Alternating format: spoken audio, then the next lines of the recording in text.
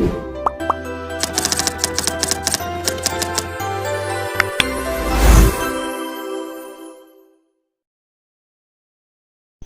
semuanya, selamat datang dalam pertemuan katekese digital ini. Nah, pada kesempatan ini kita akan mendalami salah satu sakramen yang paling agung dalam gereja Katolik, yaitu sakramen Ekaristi. Mengapa sih sakramen Ekaristi begitu penting? Karena dalam sakramen Ekaristi, Kristus tidak hanya mengajar kita, tidak hanya memberkati kita, tapi memberikan dirinya sendiri kepada kita. Nah, mengapa sih kita sebagai umat Katolik begitu menghormati Ekaristi? Dan mengapa hostia yang secara lahiriah tertampak seperti roti biasa diperlakukan dengan penghormatan yang luar biasa? Mengapa juga banyak santa dan santa menyebut Ekaristi sebagai pusat hidup mereka?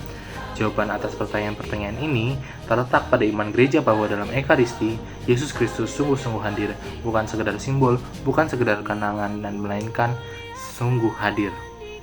Kata Ekaristi sendiri berasal dari bahasa Yunani, yaitu Eucharistia, yang berarti ucapan syukur. Secara sederhana, sakramen Ekaristi adalah sakramen di mana Kristus menghadirkan kurban salibnya. Secara sakramental, melalui tanda roti dan anggur, lalu memberikan tubuh dan darahnya sebagai santapan rohani bagi umat beriman. Dalam KGK, yaitu Katekismus Gereja Katolik, mengajarkan bahwa Ekaristi adalah sumber dan puncak seluruh kehidupan Kristiani. Mengapa Ekaristi sendiri disebut sakramen? Sakramen adalah tanda lahiriah yang kelihatan, yang menghadirkan rahmat Allah yang tidak kelihatan. Di dalam Ekaristi, materinya sakramen yaitu roti gandum dan anggur dari buah anggur. Forma sakramennya adalah kata-kata konsekrasi yang diucapkan oleh Romo, yaitu inilah tubuhku yang diserahkan bagimu dan inilah piala darahku, piala perjanjian kekal, yang didapatkan bagimu bagi keselamatan semua orang. Melalui materi dan forma inilah Allah berkarya dalam Ekaristi. Dasar sakramen Ekaristi ini sendiri berasal dari Yesus sendiri. Pada malam sebelum sengsaranya, Yesus mengadakan perjamuan terakhir bersama para muridnya. Ia mengambil roti, mengucap syukur, memecah-mecahkannya dan berkata, inilah tubuhku yang diserahkan bagi kamu, perbuatlah ini untuk menjadi kenangan akan aku. Lalu ia mengambil piala dan berkata, cawan ini adalah perjanjian baru oleh darahku. Peristiwa ini penting, karena Tuhan Yesus sendiri menetapkan Ekaristi, menetapkan imamat, memberikan perintah untuk terus merayakannya.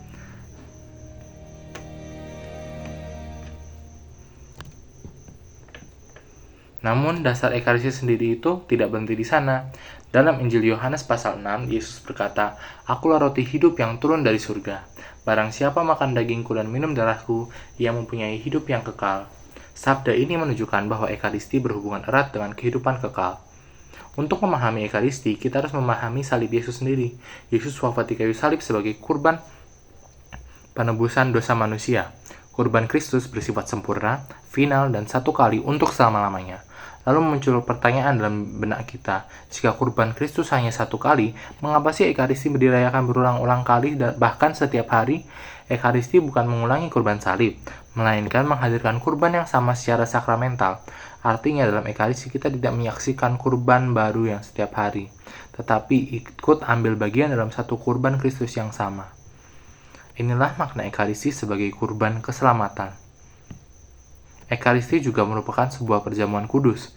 Dalam kitab suci, makan bersama selalu melambangkan persekutuan, persahabatan, dan penerimaan. Ketika Kristus mengundang kita ke meja Ekaristi, Ia sedang mengundang kita masuk ke dalam persekutuan kasih-Nya. Komuni berarti bukan hanya menerima sesuatu dari Tuhan, tetapi menerima diri Tuhan sendiri. Kristus menjadi santapan jiwa, dan Ia memberi hidupnya agar kita hidup. Salah satu ajaran terpenting gereja mengenai Ekaristi adalah kehadiran nyata Kristus dalam Ekaristi. Gereja percaya bahwa setelah konsekrasi, roti dan anggur itu bukan hanya sekedar roti dan anggur biasa, melainkan berubah menjadi tubuh Kristus dan darah Kristus. Ini disebut perubahan hakikat, yang disebut transubstansiasi. Kata ini berasal dari dua unsur, yaitu kata trans yang artinya berubah dan substansia yang artinya hakikat. Yang berubah adalah hakikatnya. Yang tetap sama hanyalah penampakan luarnya, yaitu warna, bentuk, dan rasanya.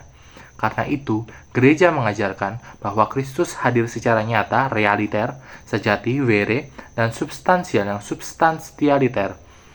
Inilah sebabnya sakramen Maha Kudus dihormati dengan sangat mendalam. Setiap sakramen menghasilkan rahmat, dan rahmat sakramen Ekaristi sangatlah besar. Yang pertama, persatuan dengan Kristus. Kedua, pemeliharaan hidup rohani. Ketiga, pengampunan dosa ringan.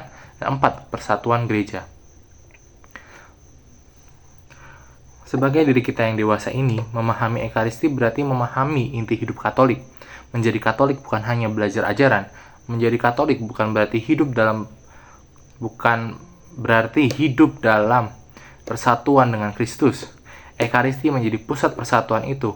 Saat kelak menerima baptisan, krisma dan Ekaristi, kita tidak hanya resmi menjadi anggota gereja.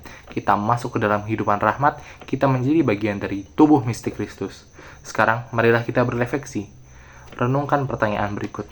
Apakah saya sungguh-sungguh menyadari betapa besar kasih Kristus? Apakah saya rindu dipersatukan dengannya? Sudahkah saya mempersiapkan hati untuk menerima Dia? Hari ini kita belajar bahwa sakramen Ekaristi adalah sakramen syukur, sakramen kurban Kristus, sakramen perjamuan kudus, sakramen kehadiran nyata Yesus, dan sakramen persatuan dengan Kristus dan gereja. Ekaristi adalah anugerah kasih yang sangat agung.